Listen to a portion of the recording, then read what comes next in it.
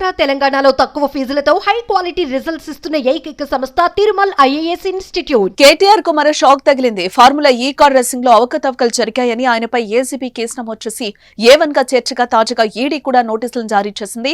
వచ్చే నెల 7వ తేదీన విచారణకు రావాలని నోటీసుల్లో పేర్కొంది. ఇదే సమయంలో సీనియర్ ఐఏఎస్ అధికారి అరవింద్ కుమార్, హెచ్ఎండిఏ మాజీ చీఫ్ ఇంజనీర్ బిఎల్ఎన్ రెడ్డిలకు కూడా ఈడీ నోటీసులు ఇచ్చింది. వీరిని జనవరి 2, 3 తేదీలో విచారణకు రావాలని నోటీసుల్లో పేర్కొంది. ఫార్ములా ఈ కార్ రేస్ కేసును ఏసీబీ ఎఫ్ఐఆర్ ఆధారంగా పీఎంఎల్వీ కింద ఈడీ విచారణ జరుపుతోంది. ఫెమా నిబంధనలను ఉల్లంఘించినట్లు ఈడీ అధికారులు గుర్తించారు. ఎఫ్ఏఓకు 55 కోట్లు నగదు బదిలీ, ఆర్థికపరమైన అవకతవకలు జరిగినట్లుగా ఈడీ అధికారులు అనుమానిస్తున్నారు. ఫార్ములా ఈ కార్ రేసింగ్ లో అవకతవకలు జరిగాయని కాంగ్రెస్ ప్రభుత్వం ఎప్పటి నుంచో కేటీఆర్ పై ఆరోపణలు చేస్తూ వస్తోంది. ఇటీవల మాత్రం ఏసీబీ రంగంలోకి దిగి కేసు నమోదు చేసింది.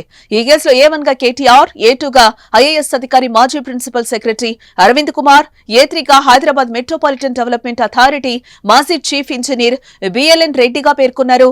ఆర్బీఐ మార్గదర్శకాలను ఉల్లంఘించి ఫార్ములా ఈ ఆర్గనైజర్స్ 2 విడతలుగా 55 కోట్లు చెల్లించిందని ఏసీబీ ఆరోపించింది.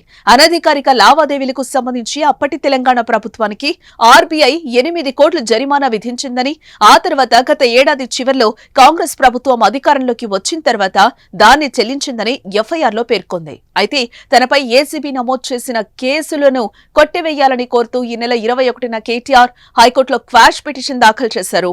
ఆ పిటిషన్ పై విచారణ చేపట్టిన ధర్మాసనం 2 విచారణలను జరిపి ఈ నెల 31 వరకు కేటీఆర్ ను అరెస్టు చేయకూడదని ఆదేశాలు జారీ చేసింది. ఏసీబీ కేసు తర్వాత ఈడీ రంగంలోకి దూకింది.